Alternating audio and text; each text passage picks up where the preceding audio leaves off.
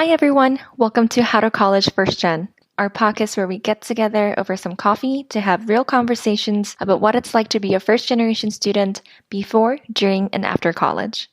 If you're a new listener, our goal here is to democratize knowledge that we've gained along the way, learn a bit more about being first gens, and hopefully help others going through some of the challenges we've experienced by sharing lessons learned from fellow first gens.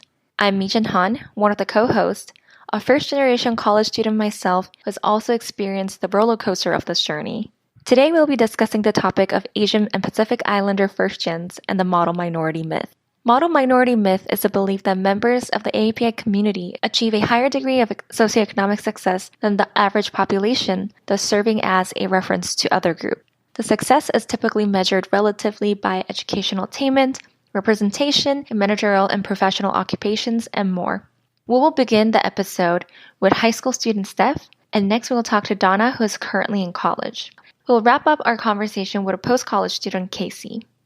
As an AAPI first gen myself who has experienced the implications of the model minority myth firsthand, I particularly enjoyed having these conversations with our guests about their own understanding of the term and what their experiences have been like. Let's get started.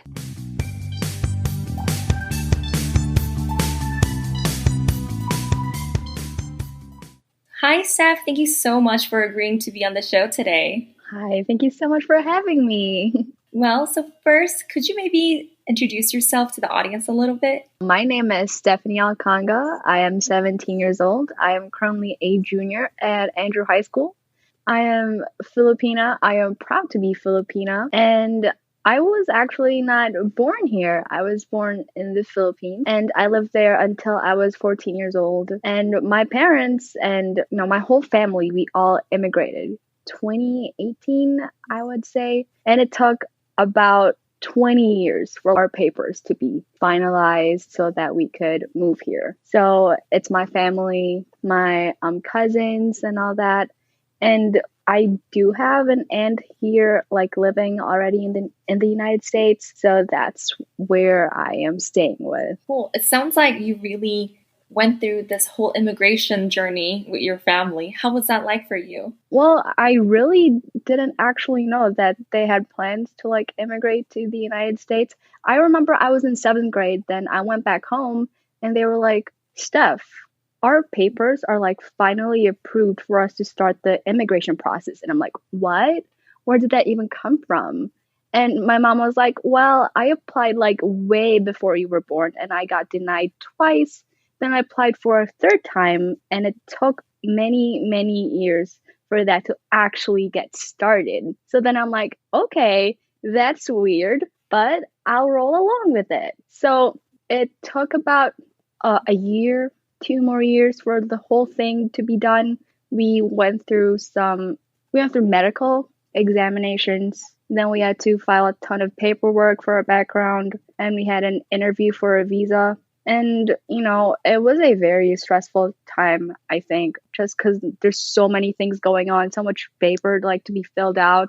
And you don't really know when it comes to this immigration thing because you can spend all that hard work, all that money, but it could just result into nothing. So there's a ton of doubt. Maybe I'd even say paranoia for my parents, just because there's this one thing that they really want to do, but this no assurance that that thing would actually happen. I can relate to that story a lot as a first generation immigrant myself. I think working with the U.S. immigration arm of the government, USCIS, isn't the shortest and smoothest process. But it's tremendous that you were able to make that move when you were 14 and currently you go to high school in the United States. How was that transition for you? It was very hard for me, I think. When I moved here, I don't think it really set in for me that I'm actually away from home, that I have this new life that I have to build from the ground. I'm in square 10 back in the Philippines and now I'm back to square 1 here. And I could tell that I'm different and it feels weird for me. Back then, I had a really thick Filipino accent. Whenever I talk to someone, they're always so taken aback when I start to speak because they're like, oh, wait, you don't sound like us. So then I feel awkward because then I feel like I have to hide that from the people I'm talking to. And then, I had like no friends. We moved here like April, so school was already in session and I can't like attend school so late. So I was like in summer vacation for like 5 months and I had no friends at all. Literally talked to no one my age. All I talked to were my family, my grandparents mostly, and like my sister who is 7 years younger than me. Sure, I guess it's nice to spend time with family, but like at the same time, I don't really connect to them. And then it wasn't until like June until I met someone who's kind of my age. She was like 2 years younger than me. And I think that's when I started to be like, wait, this whole America thing could be fun. I just need to like get into it. That is a tremendous journey, and thank you for sharing that with us. Especially on the topic about accent, I can relate to that a lot because I often get asked as well, where are you from? They sense a maybe tiny bit of accent, but they also can't really figure it out very well. And when I tell them I moved here when I was 18, everybody's usually very surprised. So there is definitely a level of passing with the level of, shall I say, thickness of your accent of, are you Asian American? Are you born here? Are you assimilated?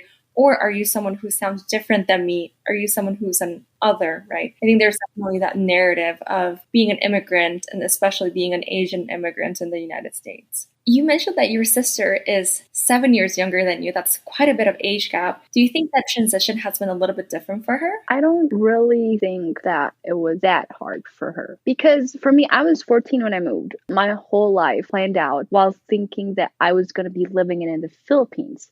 So then I have to like change my entire outline to thinking I am going to be in a whole another country. But like for my sister, she was just starting to realize who she is. And she's just starting to become a person of her own. So I feel like there isn't much of a wild transition for her because she still does that. Like here, she's still becoming her own person. But just like the location of where she's doing that has changed. But I don't know. I feel like it's easier for her just because she doesn't have as much of a connection to like Filipino culture, the life back in the Philippines as much as I did.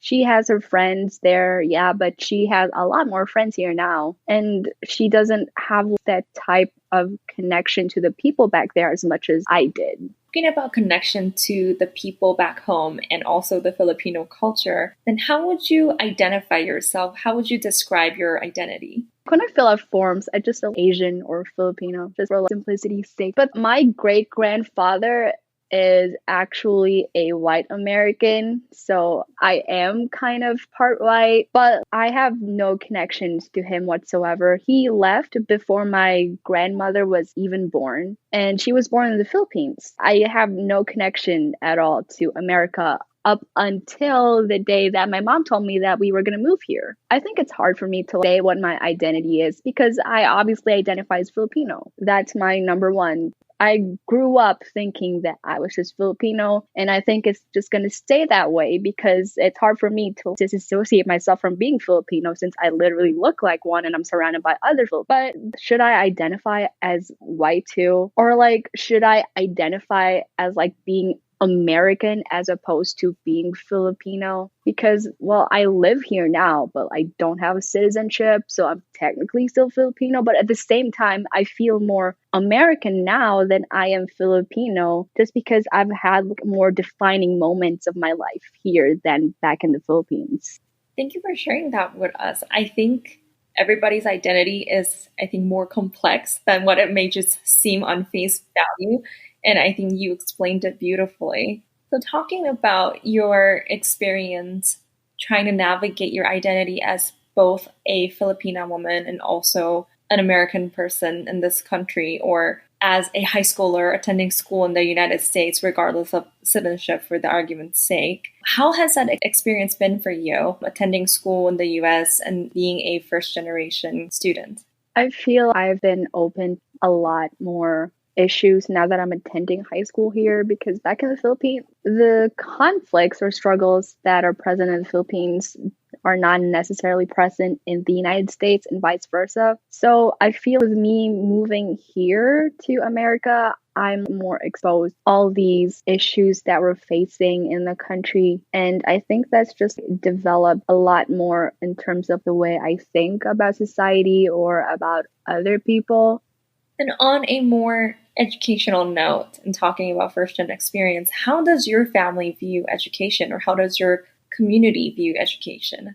My family stresses education so much for me and my sister. I don't remember a time in my life where they're like, you can slack off a bit. It just does not happen. I'm not saying that the stereotype is true, but at the same time, it has its roots. And I'm not saying that people should stereotype Asian families, but I'm just saying it happens. So like for my family, there is always a stress to do good in school and to value education so much. They've put me in all these academic programs, tutoring after school, all of these gifted things. And they've always told me that, Steph, education is the only way you can have a good life. So you better work hard for it. And I'm always, okay, I'll try my best. So then I grew up to be this type A kind of person, obsessing over her grades, and I can't stand anything under an A minus. I can't do it. But, at the same time, education, it really does help. Personally, while you could have other talents that don't necessarily require you to be good at school, any kind of education is still important, and doing well in school is still like a good way to build for your future. I agree with what you said about stereotypes being stereotypes, but also having a root and a reason for them being there.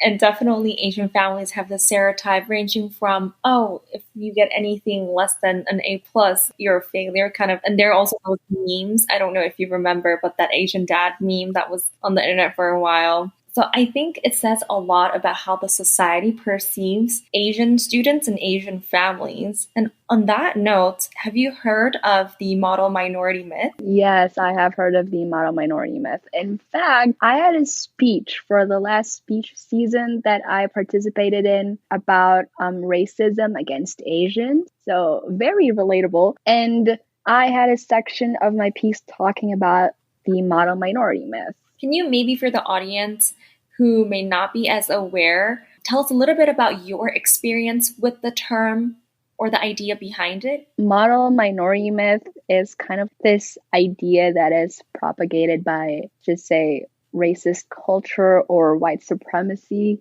even that Asians are like meek, subservient, that they're just good for being geniuses and being self-sufficient. And the problem with that is, even though it's nice to be stereotyped, I guess, to be like really successful, there's also this problem that you're minimizing the struggles, the political and civil struggles of many Asians. When have you first heard of that term? I have first heard of the term when I was around 8th grade, I would say.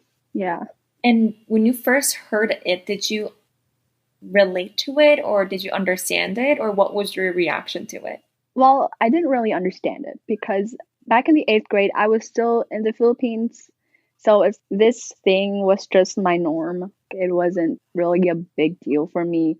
And I thought that, yeah, I guess in the grand scheme of things, being stereotyped as being this kind of hotshot in society as opposed to other minorities is not too bad. But then when I moved here and I realized that there's so much more nuance to it, I just kind of saw like, this is really not good. It's not it. I think the model minority myth definitely picks Asians in a certain light. And when it comes to education, I think that there definitely is an expectation for Asian students to perform well. On that note, do you know any other first generation Asian or Pacific Islander students? I do not actually, no. Do you feel like there is a reason why? I feel like the reason why that is because, as we both talked about before, education is so important to Asian families that seeing someone who is of Asian descent and not having a degree like from college or at least having plans to go to college, it's kind of weird. It's surprising because there's this idea that, education is important and you should go to college. So I feel like since there's that idea, it's not common to have someone who is Asian American or Pacific Islander that is first gen because their parents are most likely part of that. They're most likely like subscribe to that idea that college isn't necessary and that you should do it. You bring a very interesting point, and I think that definitely is the understanding that the society at large usually has about Asian students is that, oh, a lot of the Asian students most likely can't be first generation students because that's not what Asians do.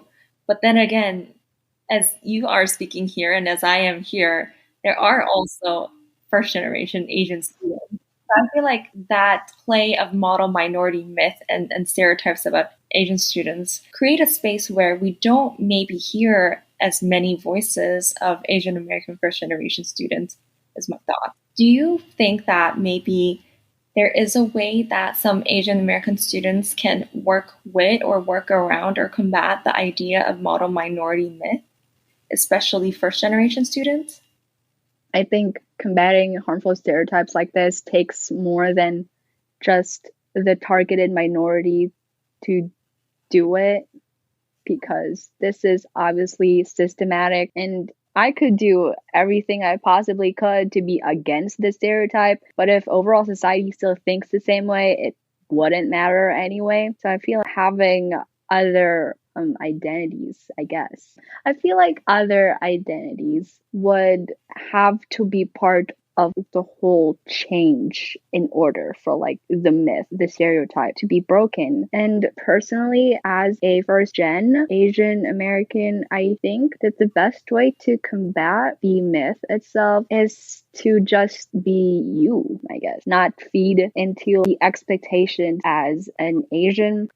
But again, the stereotype for Filipinos is that, you're going into the healthcare field, nurses specifically. And okay, disclaimer, I am going into nursing, but not because of the model minority myth. Not because it's expected of me, but it's because I actually want to. So I think not doing that just because you're expected to and doing whatever actually makes you feel like you would help into dispelling the stereotype. Thank you so much for sharing that, Steph. I think you make a very good point about not letting the stereotype about you dictate the way you live your life, even though your life choices may be directly in line with the stereotype or sometimes completely opposite of it. I think still we are all different individuals with our unique plans and goals and characteristics. And I think as long as you're authentic to who you are and also, as you mentioned, try to involve other identities and communities into these discussions, hopefully it'll be better for other Asian American first generation students to come. Thank you so much for your time today. I really enjoyed having you on the show, and thank you for sharing all your stories, ranging from your family's immigration to your personal experience through the American education system.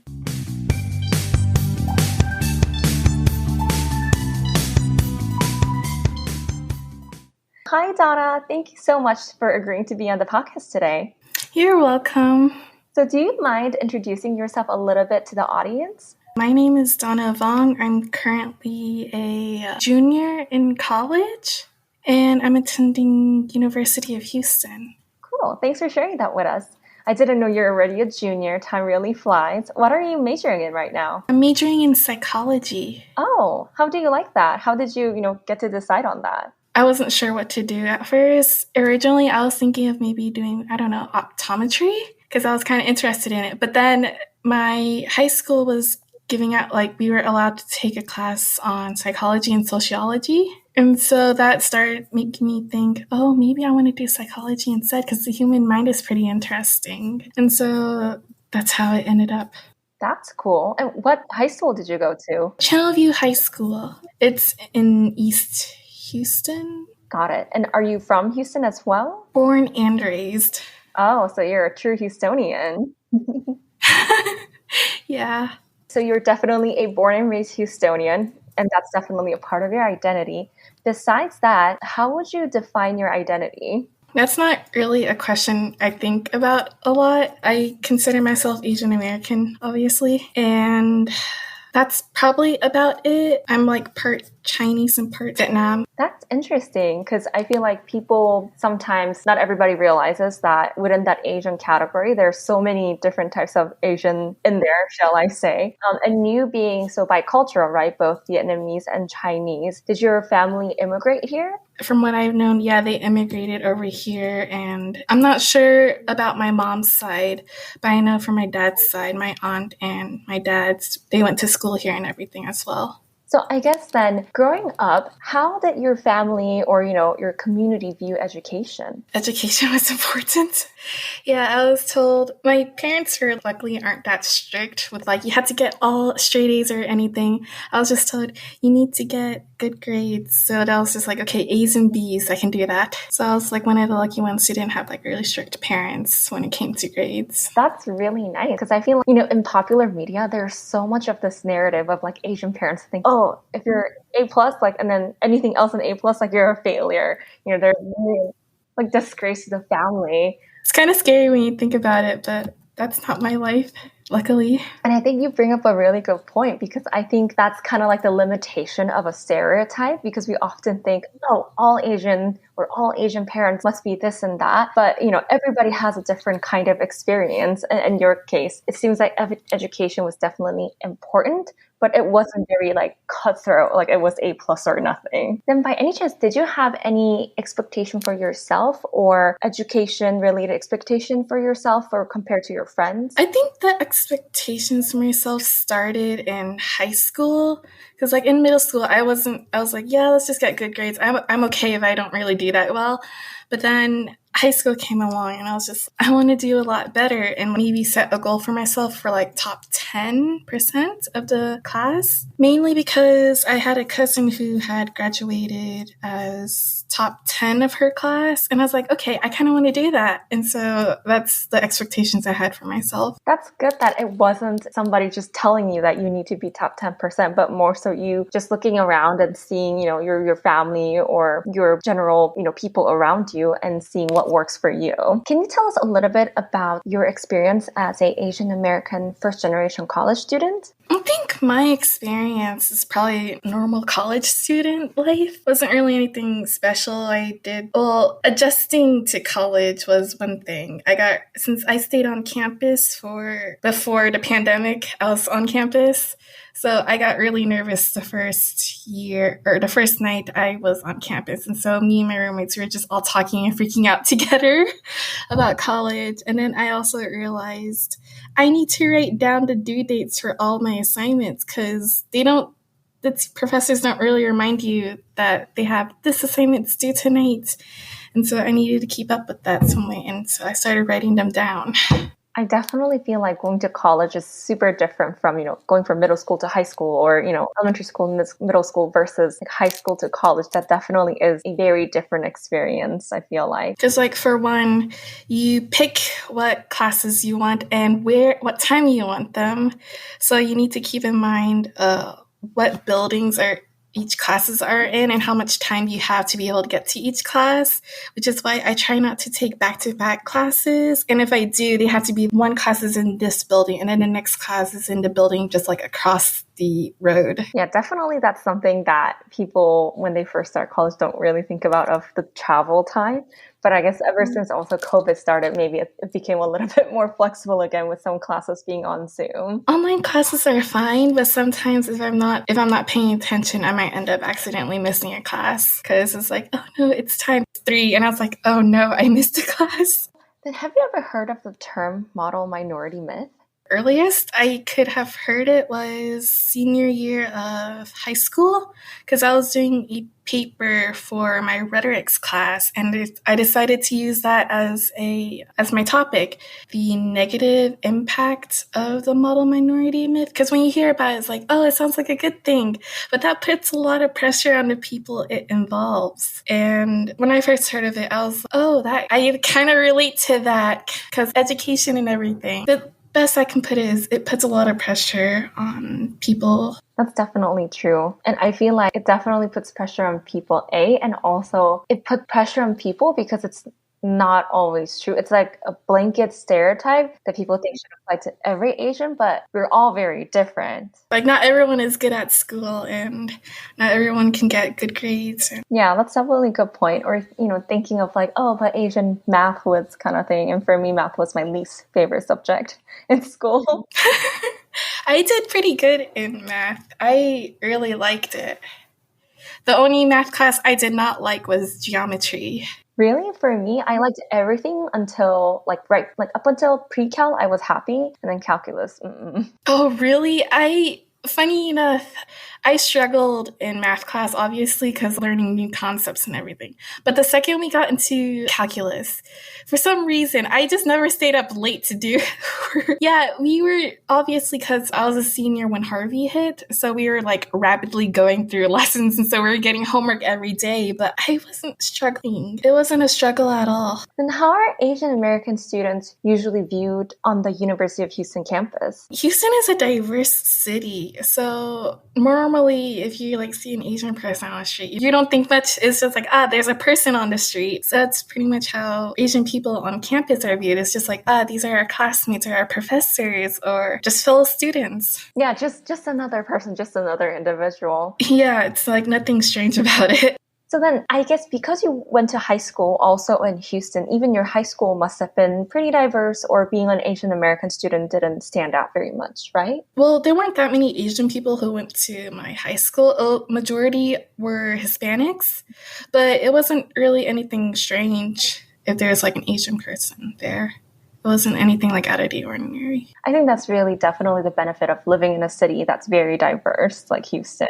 And since the pandemic started, have you maybe sensed any change in the way that Asian students are viewed on campus or otherwise? Not really, but to be fair, all my classes are online, so the only times I've been on campus were to like pick up textbooks. But even then, it seems pretty normal, just less students on campus. That makes sense. I think lately there has been a lot of news regarding anti-Asian hate crimes and things. Yeah, that's been stressing me out, because I'm just like, every time my mom would leave the house, I'm just like, be careful. Definitely, I can relate to that. It's really anxiety-inducing and very scary. And I think in the beginning, it really started with older Asian people, and then now it's pretty much just any Asian person. Yeah, in general, it's kind of scary when you think about it. Places where you think would be safe aren't safe anymore, and you're just like, what are we supposed to do? Exactly. I'm glad that so far, though, maybe fortunately, unfortunately, due to the pandemic, you're mostly staying home and you haven't witnessed anything firsthand or had to experience.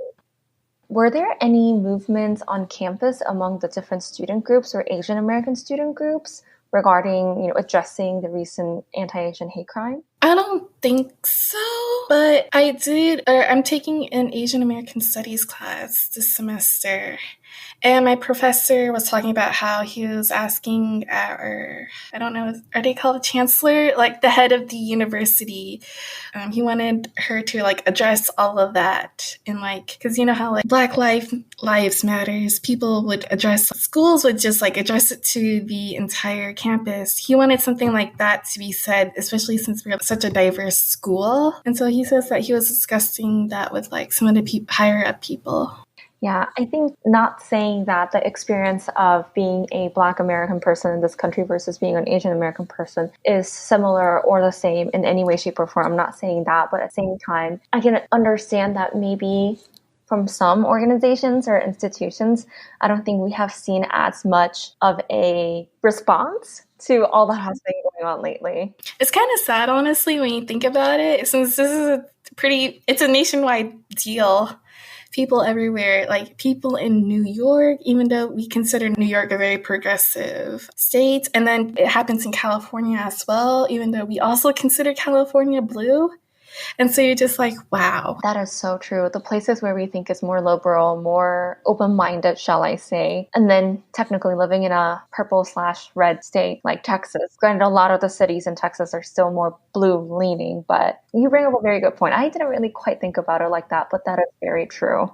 I think that you bring up a very good point because as much as it's uncomfortable or sometimes anxiety-inducing, I think there definitely is some value of openly having some discussions about it as well. So last but not least, I was wondering if you had any tips for other Asian American and Pacific Islander first generations in general, or anyone who is coping with model minority myth while in college? At least for model minority, it's not to stress about it because it's, like you said, it's a blanket stereotype. So not everyone will technically fit it. And if you think about it as well, like, yeah, there's people who are going to be good at math, good in school, but, well, one thing, school doesn't really define what kind of job you're going to get. And then if you also think about, like those personality tests that people take online, yeah, those are also pretty much like blanket terms. You don't fit all of those personalities that they give you at the end result. So if you think about it that way, you just like, don't stress about it. It's okay. Wow, that was a really good analogy about that personality type test, like MBTI or whatever. And people are like, oh, I should be one of the 16 ones and I should perfectly fit it. But it doesn't work like that. Yeah, I was thinking about it and I was like, oh, wait, that's a good analogy. I remember talking about that in psychology. Well, look at you bringing, your academic background and your experience as an Asian American student all together. Yeah. Well, thank you so much for your time today, Donna. And we really, really appreciate having you on the show today. Thank you. I'm not as nervous now, so that's a good thing as well.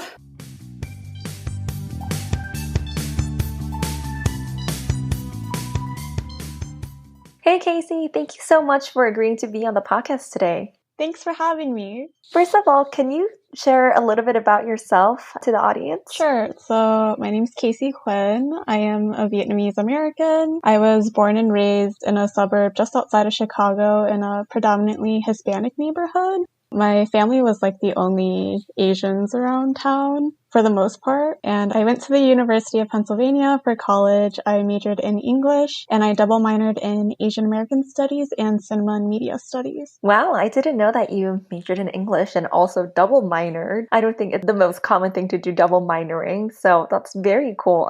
It's interesting to hear that you minored in Asian American Studies since this episode is in celebration of the Asian American Pacific Islander Heritage Month and also considering the current political climate with a lot of different things going on regarding hate crimes and different racial communities. Yeah, that's why I was excited to maybe speak on this episode and kind of volunteered to do it. Well, thank you so much for agreeing to talk on a topic that might be a little sensitive for some people, but let's start off with something easy. So how would you currently describe your own identity? When I introduce myself to people, I would say that I'm Vietnamese American. I think growing up, I used to just say, oh, I'm Asian, but that's because, again, like I grew up in a predominantly Hispanic neighborhood, so it's not like they really differentiated, or if they did, they would just assume I'm Chinese. And going to college and taking Asian American Studies classes, that's when I kind of learned about the political aspect of what it means to be Asian American. And so I had to come to terms with how my Vietnamese American identity is different from my Asian American identity. And I actually don't like saying I am Asian American because I identify as Asian American in a political solidarity type way,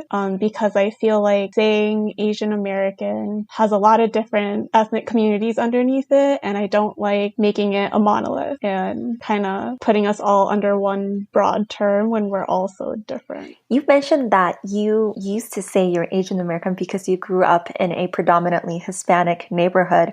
What was that experience like? Since my family was the only Asian American family for the most part in my school district. Growing up, I would always get asked, what are you? And I would only really say Asian because I didn't feel the need to specify being Vietnamese unless they said explicitly like, oh, are you Chinese? Then I would correct them. But in a general sense, I would just say that I was Asian. And I don't think I was bullied necessarily growing up. Like, there were definitely some microaggressions that I experienced, but at the time, like, I didn't even know what a microaggression was until I went to college, unfortunately. So yeah, there was just like minor things here and there where I kind of brushed off what was being said to me, but I don't think it was ever extremely problematic. And for the audience who doesn't know what microaggression is, would you mind explaining a little bit? I would say a microaggression is when someone kind of says like an offhand comment that isn't like explicitly racist, but it's a little bit racist. Thank you for sharing that. I feel like a lot of people can relate because if you have a little bit of that question of, is this racist?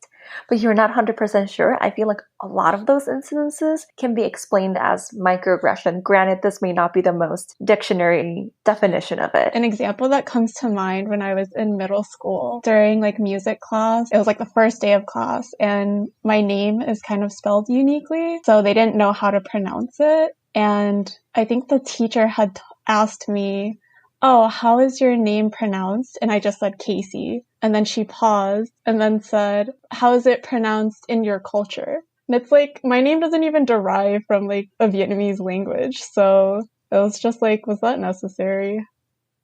You also said a little bit about your experience of going from predominantly Hispanic environment until middle school, high school, I assume, and then going to college and learning more about different Asian identities and starting to call yourself as Vietnamese American and talking about how the term Asian can be a little bit of creating a monolithic stereotype. Can you tell us a little bit about how that experience was for you regarding your identity? So going to college was interesting because it was kind of a culture shock, I guess, to be exposed to so many other races, especially other Asian Americans. I feel like a lot of my cousins grew up in a community that had more Asian Americans, and so like most of their friends were Asian, and I could never relate. Like, I wasn't aware of the different experiences that Asian Americans have. So this is a slightly embarrassing tidbit to mention, but growing up, since the only Asians that I was like around was my own family, I legit thought that all Asian Americans had my family's experiences. So I thought anyone who is around my age, like their parents also immigrated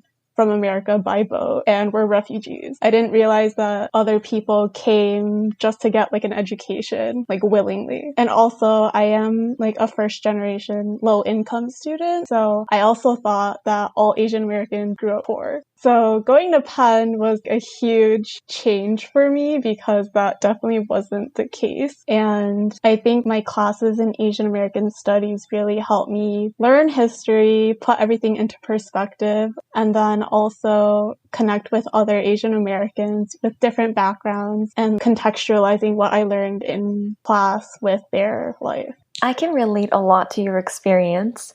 And it is interesting you say that you thought that that was how a lot of other Asian Americans around your age would have experienced race or living in the US in general, or even the immigration narrative. Because for me, for example, I moved here when I was 18. And until I moved here, I never considered myself Asian because back home, a lot of people look like me. I would say about 95+% of people look like me. So I never had that realization of myself being Asian or even Korean, because when you are a part of the majority, you never really have to think about your identity too much, and you have that privilege of not knowing. And then when I moved here was that almost a bit of a rude awakening that I am Asian and also I am Korean, because a lot of times there's that, oh, you're Chinese moment as well. So thank you for sharing that. So talking about how you thought a lot of Asian Americans are similarly first generation or low income, and then going to college and learning that, oh, there are a lot of Asian people who come from various kinds of backgrounds and experiences. What was that like for you being a first gen in that environment? It could be a little awkward. I would say generally people don't really like talking about their financial background or their economic background. And I think I had to become comfortable with being able to openly talk about differences in backgrounds, especially with my friends. For example, I had two roommates that are East Asian and their backgrounds are very different from mine. And so nothing was ever explicitly talked about until maybe like later on in our friendship, like in junior and senior year. But there are things that would come up in everyday conversation where the background differences were clear. And I think one of the most awkward parts for me was during, again, one of my Asian American studies classes was Asian American activism. And there were speakers that came in every other class period. And one person asked us to do like breakout groups and discuss a list of questions that had to do with our work ethic and where we get that work ethic from, and like basically talking about our parents. And I was in a group with 3 other people who are my friends, and half of us were from like, a lower economic background and the other half was higher. And it was just awkward the way that after we did the breakout discussion and then kind of came back together as a whole to discuss what we talked about, that the speaker was saying like, oh, regardless of your economic background, like your work ethic is kind of the same. In that smaller breakout group, I just felt uncomfortable when it was kind of clear our parents' lives were very different. It's interesting because to an extent, there definitely is that expectation of that monolithic Asian experience that you're all East Asian, which we're not. I mean, I am, but not all of us are, or not all of us come here by choice, or not all of us are well educated, or not all of us are working in high paying jobs. And I think that is something that is often not discussed. I came here when I was like 18. I'm an immigrant woman of color. A lot of people expect East Asian international students in college to be like well off and all that. And like my parents are first generation college students in Korea. So neither of their parents went to college actually. My paternal grandfather maybe graduated from elementary school. And like for my maternal grandfather, I know for sure he didn't finish elementary school or like barely did. And so there's that like intergenerational trauma, and I didn't grow up like wealthy or anything, and my dad definitely didn't. So he had that. I didn't grow up having to worry about having food on the table or having like necessities per se, but definitely also we weren't comfortably living lavishly and finance was a concern. But for my dad, because his dad passed away when he was in high school, a lot of these were a concern growing up. So I inherited a lot of that too. And it's just, I don't know, I feel like that stereotype that all Asian people are East Asian and all well educated and all well off and has this XYZ experience is very frustrating. A little related to what we just talked about then, did you meet any other Asian American, Pacific Islander first generation students in college? Yeah, so I was a part of several different groups. I was only part of one cultural organization, which was the Penn Vietnamese Students Association. And my roommates were part of the Penn Taiwanese Society. So I would go to some events just to support them. But for the most part, I was only part of Penn VSA. And even within our group, it wasn't like exclusive to Vietnamese Americans. Anyone could join. So there were a lot of Chinese Americans in our group too. And regarding the first gen students, I was also in Questbridge Scholars and then Penn First Plus, which is a group that's for first generation low income students specifically. So I met some other Asian American first gen students through that too. Now, continuing the conversation a little bit about education, how does your family or your community view education? Both of my parents never finished college. I think my dad went, but then had to drop out because of the English language barrier. But I think because they never completed college, that they value education for their daughters. I have 2 older sisters. So yeah, growing up, education was very emphasized in our household. Me and my parents, I would say we didn't really have a talking relationship. They only really ever asked if I was doing well in school. I think there definitely is a very common theme of in almost any Asian family or communities that education is considered very important. Then have you heard of the term model minority myth? I did in college. I think that kind of ties back into my previous belief of like all Asian Americans having the same experience as myself. So I would say growing up, the stereotype was, oh, Asians are smart. Asians are good at math. Asians work hard and are quiet. And I would say I only related to the like academic part. I was like known as the smartest person in my class in like elementary school, middle school, high school, but I wouldn't say that I was quiet. I often got in trouble actually. So I don't know if that applies. I know like my older sisters were more quiet than I was, but I don't know if that's because like my oldest sister, since she's the oldest, she had like that expectation. And since I'm the youngest, I can just do whatever I want. There are definitely some perks of not being the oldest. That's for sure. I would say as an oldest myself. I think the model minority myth, and definitely what you said earlier about understanding that it's not a monolithic experience for the entire Asian community, and also celebrating each individual groups or individual person's diverse experiences, I think is very important, especially with the current political climate and everything else that is going on in the world. On that note, do you have any tips or advice or words of wisdom for other AAPI first generation students? I guess from personal experience, I would say if you're growing up in a community that doesn't really have other Asian American faces like your own, you shouldn't wait until college to explore your racial identity. Like, take the time to learn Asian American history, ask your parents questions about themselves, learn your family history. I didn't do that until I took an Asian American history class, and one of my papers had to do with interviewing an immigrant and then contextualizing their life story within the history that we learned. And so I interviewed my dad about that and learned a bunch of things about his immigration journey that I never even thought of really until I got older, because kids are in their heads and kind of selfish and self-absorbed and don't think about their parents as people.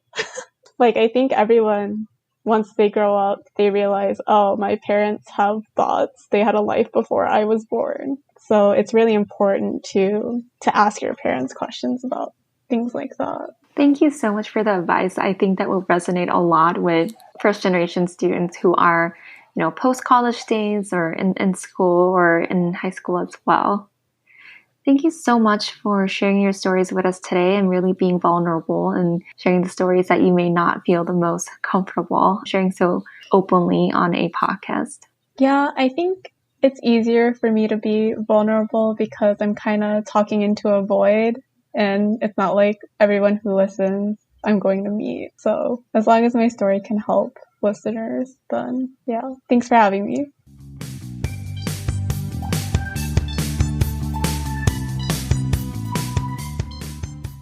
In this episode, we talked about the model minority myth and the experiences of AAPI first-generation students. As Steph, Donna, and Kacia have mentioned, model minority myth can shape the experiences of many AAPI students, first-gen or otherwise. As we celebrate the AAPI Heritage Month, I'd like to invite you all to think about the individual experiences behind the often assumed inherent success of the AAPI community. As we heard from our 3 guest stories, stereotypes do not define someone's identity, regardless of if you fit in the mold of the expectation or not. Also, if you're an AAPI first-gen student, I hope this episode was able to provide you with a sense of community. Contrary to what others might think or even what you might believe in, there are more of us out there than you think. Thanks again to our speakers, and thank you for tuning in today on How to College First Gen. As always, you can find us online at howtocollegefirstgen.org. If you have any questions or feedback, as we want to hear what you think, what you're struggling with, and how we can help. If you prefer to reach us on social media, you can find us at How to College First Gen on Instagram and Facebook, and HTC First Gen on Twitter. Remember, you're not alone in this journey. Until next time.